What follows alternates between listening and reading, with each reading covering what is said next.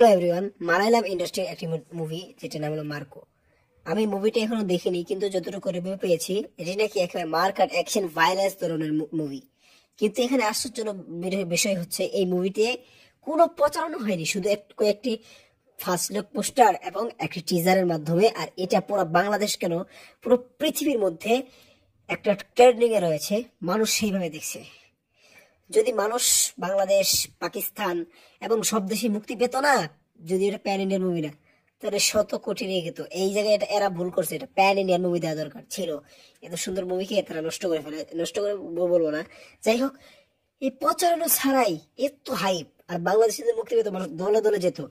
আর প্রথম দিনই গোস কালেকশন করেছে 10 কোটি টাকা, বাজেট হচ্ছে 30 কোটি টাকা। প্রথম দিনে অর্ধেক 3% 100%-এর 45% নাকি কত ধরবো, এটা 40% শেষ।